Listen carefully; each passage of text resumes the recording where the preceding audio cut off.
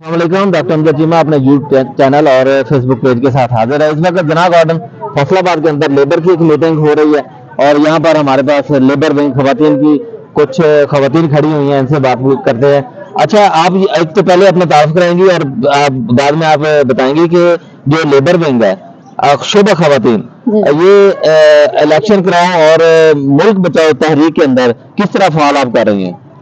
बिस्मिल्लाहिर्रहमानिर्रहीम। मेरा नाम नाज़िया सरदार है और मैं women secretary of labour wing district. अच्छा जी, जिस तरह ये आप इलेक्शन की बात कर रहे हैं, खान साहब ने जो ऐलान किया है इलेक्शन करवाना और ये जो दूसरी हुकूमतें कह रही नहीं करवाना, इसका जो मुल्क को नुकसान हो रहा है ना, मेरे ख्याल से आज आप और मैं बखूबी इस चीज़ को देख रहे हैं कि हमारे घरों को जो किचन है ना, चलना तो दूर की बात है, वो बंद हो गए हैं। ठीक है, और हर दूसरे जो बंदा है इस चीज़ को लेकर बहुत ही ज़्यादा परेशान है। हम लोगों ने जितने सर्वे किए हैं, जिस घर पे भी हम लोग बेल करते हैं, लोग इलेक्शन का मुतालबा करते हैं। तो मेरा जो पर्सनल सर्वे मैंने किया है ना अपने एरिया में, 100 में से 89% जो लोग हैं ना वो इलेक्शन के लिए रेडी हैं।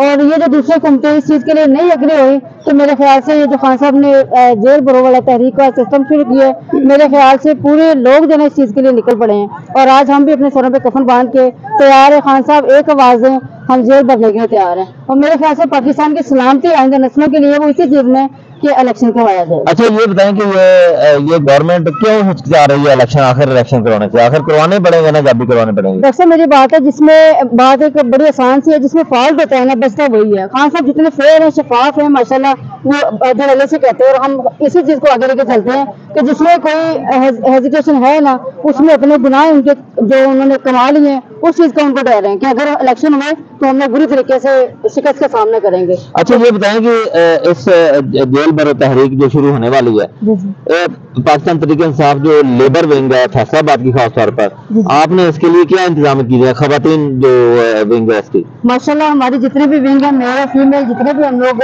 इस विंग से रिलेटेड है, और हमारे साथ हर बंदे के साथ मैक्सिमम 500 लोग जो है वो अटैच हैं। और इंशाल्लाह जिस दिन खान साहब ने कॉल की, आप भी देखिएगा, जेल भरने का जो सबसे पहला स्टेप होगा ना, वो लेबर विंग का होगा इंशाल्लाह। अच्छा, ये बताएं कि आपके साथ है हमारी एक तो विंग है ना जो ओहदेदारान है, वो तो तावन करते ही करते हैं, दूसरी खवातीन भी आपके साथ तावन करती हैं? मेरे ख्याल से इतने कोऑपरेटिव है, हम जहाँ जहाँ जाते हैं कोई भी पर्सन हमें नॉन कोऑपरेटिव नहीं लगता।